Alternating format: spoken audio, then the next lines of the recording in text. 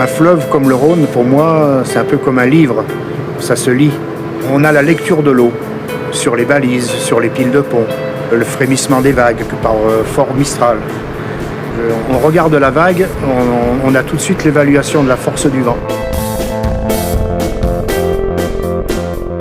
Et le modèle CNR, en quoi le texte fondateur, c'était quoi? C'était trois missions solidaires entre elles. Énergie, navigation, irrigation. Irrigation au sens large, avec l'environnement de nos jours. Donc la CNR, lorsqu'elle a construit le port en 1938, elle a aménagé des quais, elle a aménagé des routes, elle a aménagé des voies ferrées. L'équipe d'exploitation du port est vraiment chargée de maintenir et d'entretenir ce patrimoine.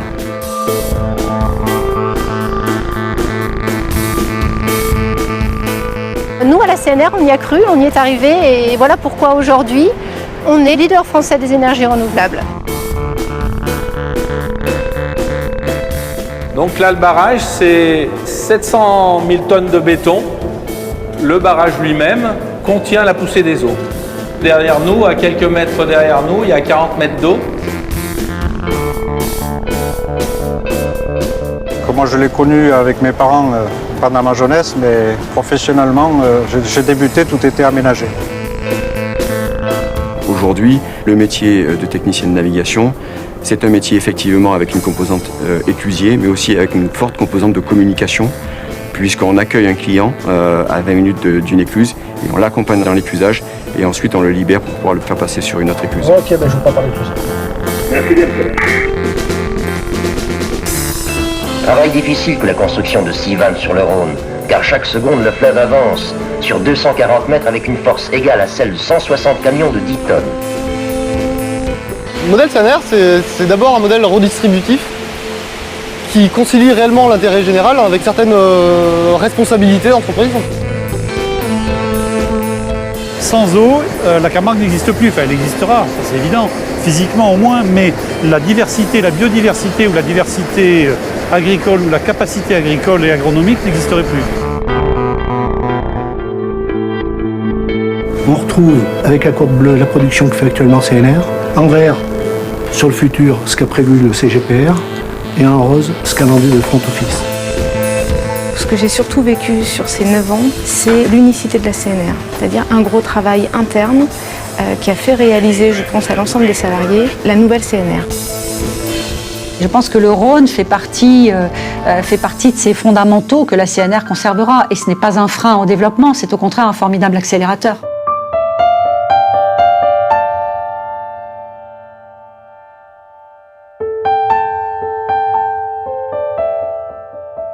Avec ses 810 km, le Rhône vu du ciel trace une gigantesque et tortueuse saillie dans la terre.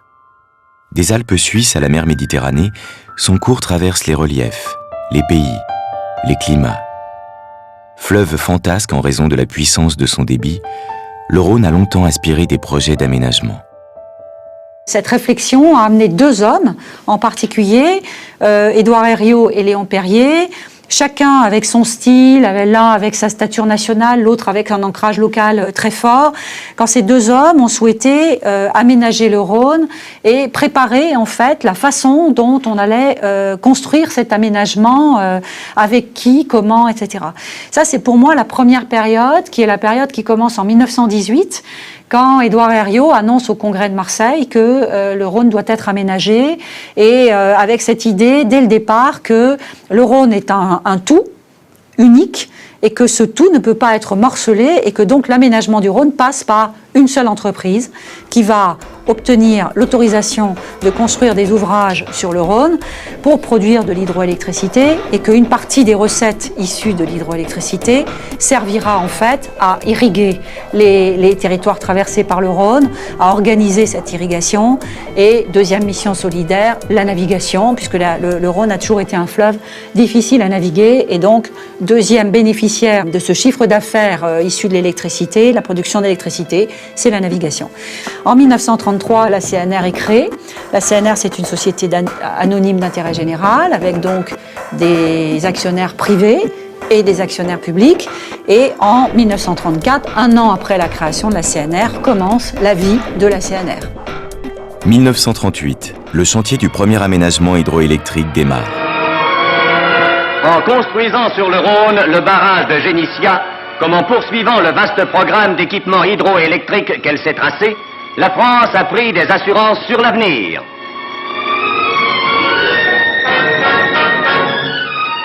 En inaugurant ce grandiose ouvrage et en félicitant ses constructeurs, M. Lacoste, ministre de la Production industrielle, a marqué l'importance nationale du gigantesque monument dont les conduites forcées ont la taille d'une maison.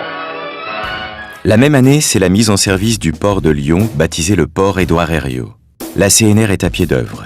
La construction de 21 barrages est programmée, mais alors que le premier d'entre eux n'est pas achevé, la guerre vient interrompre cet élan. Le chantier devient alors un lieu de résistance. En 1940, au moment de l'avancée des troupes allemandes et surtout italiennes dans la région, le commandement militaire fera noyer les fondations pour que ce barrage ne puisse pas être mis en service tout de suite. Donc il prendra énormément de retard, puis la construction continuera pendant la guerre, avec des hauts et des bas volontaires, c'est-à-dire des constructions et des phases de la résistance locale qui détruisaient un petit peu la nuit ce qui était construit le jour. À la Libération, le secteur de l'énergie est restructuré par une série de nationalisations qui aboutira notamment à la création d'EDF. Et ce qui est important de souligner, c'est qu'au sorti de la guerre, toutes les industries électriques et gazières seront nationalisées. La CNR ne sera pas nationalisée grâce à l'importance des droits aériaux et des Léon Perrier. En 1946, les producteurs d'électricité ne pouvaient plus vendre librement leur électricité en France et donc la CNR n'a pas échappé à cette volonté politique et la CNR a perdu en 1948 le bénéfice des recettes issues de l'hydroélectricité. 1948, les travaux s'achèvent et c'est la mise en service de Génissia. Pour de nombreux Français, c'est la promesse de la fin des coupures d'électricité. En opérant la mise en eau du plus formidable barrage de l'Europe occidentale, M. Lacoste a pu dire « Dans Génissia, nous voyons un signe indiscutable de la renaissance de la France ». Génissia, ça a été le plus grand barrage d'Europe occidentale à sa mise en service. Ça en fait un ouvrage très très important à sa mise en service en 1948, puisqu'on était au moment de la reconstruction de la France et que la France et les industries avaient besoin de beaucoup d'énergie. C'est au moment où les groupes de Génissia se sont mis en service qu'on a supprimé les coupures de courant dans Paris.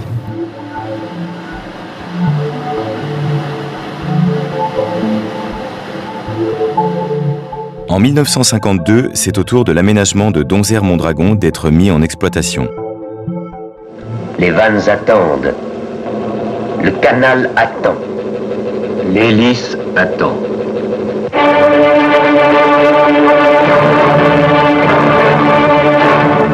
Alors sur le Rhône, les 6 vannes s'abaissent lentement. Le fleuve rebrousse chemin, les portes du canal s'ouvrent devant lui. Il s'engage peu à peu dans son second lit.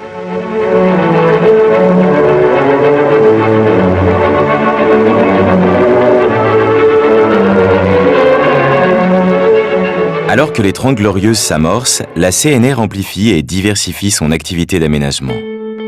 L'installation des pompes a commencé entre les deux guerres et surtout après la Deuxième Guerre pour une première raison. Donc la Camargue était, comme le reste du Midi, une zone viticole et donc on utilisait de l'eau pour des submersions hivernales pour lutter contre le phylloxéra. Les besoins ont été d'avoir des installations pérennes et des consommations électriques. Donc même si la CNR a financé, a mis en place certaines pompes, elle a surtout participé avec l'installation des barrages à ce qu'on a appelé l'énergie réservée. Et donc cette possibilité d'avoir des pompes électriques qui nous changeaient de nos anciennes installations à moteur à huile lourde. Et donc ça a été le moment où on a changé. Donc effectivement, le réessor dans les années 60, c'est la CNR grâce à une énergie qui nous coûtait pratiquement 2 fois moins cher. Des années 60 à 80, la CNR construit un vaste ensemble de 19 aménagements qui assurent aujourd'hui le quart de la production hydroélectrique française. Beauchastel, Pierre-Bénite, Bourg-les-Valences et bien d'autres se succèdent, avec la contribution de milliers d'hommes, jusqu'à la mise en service de Saut-Brenna en 1986, qui marque la fin des grands chantiers sur le Rhône, aménagés de la Suisse à la mer Méditerranée. Le fleuve compte alors 19 centrales qui assurent le quart de la production hydroélectrique française. Une voie navigable est ouverte sur plus de 300 km entre Lyon et la Méditerranée grâce à la réalisation de 14 écluses à grand gabarit et à l'implantation de sites portuaires à vocation industrielle ou de loisirs. Et j'ai passé 42 ans de ma vie donc à naviguer sur le Rhône, la Saône et exceptionnellement la Seine. Donc j'ai connu le Rhône vif étant tout petit, l'évolution, son aménagement, et j'ai connu l'ascension donc des unités, différents modes de propulsion. Donc maintenant on remonte le Rhône par palier, ce qui est quand même plus facile. Avant, pour remonter le Rhône avec un automoteur, il nous fallait en gros 4 jours de navigation. La navigation de nuit était quand même très difficile. Maintenant, le chenal est balisé. Nous sommes équipés de radars, ce qui permet de remonter de la Méditerranée sur Lyon avec une trentaine d'heures de navigation et notamment en continu. Donc plus aisé de programmer des rotations régulières.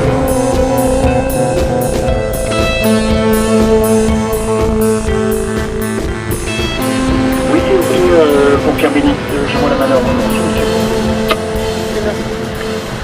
Le Rhône est de plus en plus fréquenté pour son succès, le succès de la croisière, et les aménagements ne suivent pas toujours. Malgré de gros efforts et de gros investissements ont été faits ces dernières années, mais ça c'est pas suffisant parce que c'est un grand boom la croisière et voilà, on est toujours un petit peu en retard de quelques appontements. Les 18 plateformes portuaires réparties sur le Rhône connectent voies d'eau et voies ferrées pour le convoyage de marchandises. Le port de Lyon est un port fluvial important au niveau national, puisque 11 millions de tonnes de marchandises tous modes confondus y ont transité en 2013. Il faut voir que ça représente un bassin d'emploi qui est très important, puisque l'ensemble des salariés des entreprises présentes sur le port, ainsi que des salariés de la CNR et du laboratoire présents également sur le site, c'est 1300 personnes. Des ports et des haltes fluviales jalonnent le Rhône pour favoriser la navigation de plaisance et le développement du tourisme.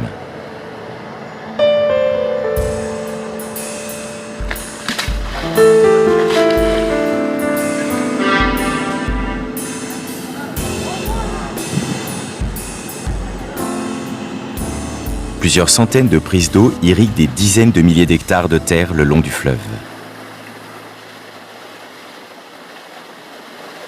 Les millions de mètres cubes qui rentrent en Camargue pour la riziculture ou pour l'agriculture, ce sont des mètres cubes d'eau qui vont dans le milieu, qui vont entretenir tout ce qu'il y a autour de nous, le Vacarès et tous les étangs. Au-delà de toutes ces réalisations, la CNR doit faire face à un nouveau défi, celui de correspondre au modèle qu'avaient imaginé ses fondateurs en 1933. Ces barrages avaient été créés par la Compagnie nationale du Rhône avec un potentiel énorme et malheureusement, elle n'avait pas la disposition de ce potentiel puisqu'elle avait obligation jusqu'en 2001 de laisser la vente d'électricité était faite qu'au profit d'électricité de France. Et ça m'a marqué tout de suite de voir qu'une entreprise ne disposait pas de ces moyens dont l'idée sous-jacente, ça a été de dire au personnel, ayons confiance en nous-mêmes, nous allons reprendre peu à peu le contrôle de tous les moyens de production. La CNR, avant la directive de 2001 pour la libéralisation de l'énergie, c'était une entreprise qui avait construit la totalité des aménagements du Baronne. C'était une entreprise d'ingénieurs bâtisseurs qui avait terminé les dernières constructions en 1986 et qui était en fait en attente d'une nouvelle identité. La CNR récupère la totalité finalement de sa mission d'origine et depuis 2001, la CNR est à la fois l'opérateur de ces ouvrages, le concessionnaire qu'elle est et en même temps le bénéficiaire des recettes issues de l'hydroélectricité. En 2001, la CNR accède au statut de producteur indépendant et peut commercialiser librement son électricité. Un nouveau métier. CNR, devenant producteur d'électricité de plein exercice, a tout naturellement voulu conduire les aménagements depuis son siège à Lyon, de manière à mieux coordonner l'ensemble des aménagements du Rhône et surtout avoir une réactivité très importante en cas de variation des débits, en cas de demande de puissance. Assez stable, élevé mais stable. On va rester... Toujours en 2001, la loi Mursef a permis la réorganisation du capital de la CNR, qui reste majoritairement public et qui conduira en 2003 à l'entrée d'Electrabel, filiale de Suez. La CNR s'appuie sur un actionnariat partagé entre la Caisse des dépôts, GDF Suez et les collectivités locales.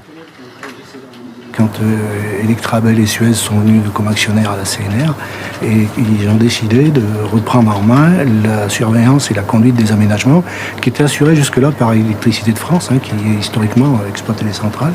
Voilà, ils sont arrivés, ils nous ont demandé de voir comment on pouvait faire, et ils nous ont donné 18 mois pour réaliser un centre de téléconduite à Lyon, placé ici dans l'open space avec à côté des prévisionnistes et des gens de la vente. Donc, quand je suis arrivée à la CNR en 2005, la CNR vendait pour 30% de son volume de l'électricité à des clients industriels, des clients entreprises, ce qu'on appelle le B2B. Depuis 2008, les évolutions légales et réglementaires ont fait que la CNR a focalisé son activité sur le marché de gros.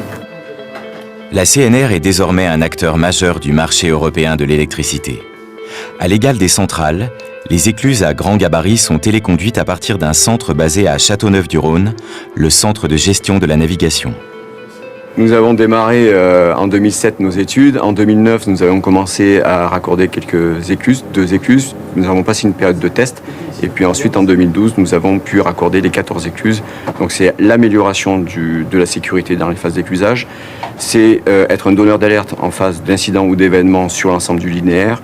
Et puis c'est d'avoir une gestion du trafic, une fluidité du trafic améliorée sur l'ensemble de la vallée. Autre évolution majeure, la création des missions d'intérêt général en 2004 qui renforce l'ancrage de la CNR au sein des territoires. On reconnaît que si on capte une valeur, il n'est pas anormal qu'une partie reste sur le territoire.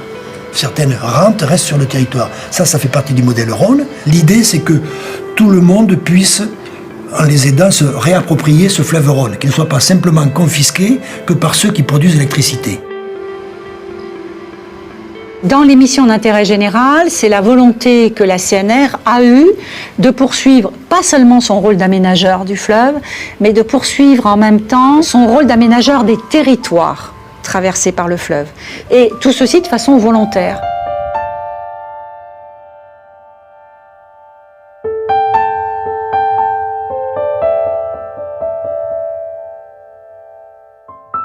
Lorsque la CNR s'associe en 2008 à la création de Viarona, dans le cadre des missions d'intérêt général, elle est le premier producteur français d'électricité 100% renouvelable.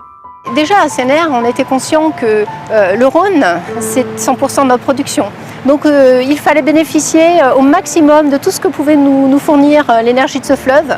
Et du coup, rien ne nous a arrêtés. On a développé les outils basés sur la connaissance qu'on avait du Rhône, de la production des groupes. On a pu développer assez rapidement les outils qui ont permis de faire ce qu'on est aujourd'hui, c'est-à-dire le leader des énergies renouvelables en France. À ce titre, la CNR exploite plus de 30 parcs éoliens et une quinzaine de centrales photovoltaïques sur le territoire français. La CNR est aussi dépositaire d'une expertise reconnue mondialement. Pour réguler également le fleuve par rapport aux crues ou autres, il y a un savoir. C'est cet aspect-là que nous exportons souvent à l'étranger, sur des fleuves. On peut intervenir de manière très spécialisée sur chacune des composantes d'un projet d'aménagement de fleuve ou sur un ouvrage hydroélectrique en particulier. Mais on va être capable également d'apporter une plus-value globale. Et dès qu'on parle d'énergie hydroélectrique, pour le cas énergie intermittente, on va également leur apporter des services évolués comme de la prévision hydrométéorologique, comme de l'assistance à l'exploitation et maintenance, qui sont un peu le socle également de ce que CNR a fait depuis 80 ans et plus particulièrement depuis 10 ans en tant qu'aménageur du Rhône. En 2009, la CNR sera la seule entreprise française retenue pour travailler sur le grand chantier de l'agrandissement du canal de Panama. Panama, c'est un projet un peu emblématique des années 2000 à la CNR. On a travaillé au design hydraulique, les nouvelles écluses qui passaient au gabarit post-Panamax pour passer des plus gros bateaux. Et à ce sujet, on est intervenu sur de la modélisation hydraulique, mais également des modèles physiques réalisés ici au CACO. Modèle au 30e qui était assez imposant en termes de dimension et qui ont permis d'améliorer toutes les conditions de vidange et de remplissage de ces écluses.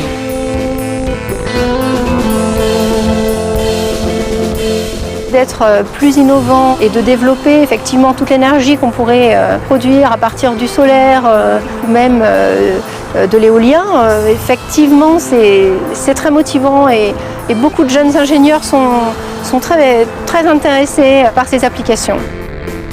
On aurait pu devenir un simple producteur d'hydroélectricité, comme toutes les autres concessions hydroélectriques en France. Et ils n'ont pas voulu, tous ces hommes et ces femmes ont lutté.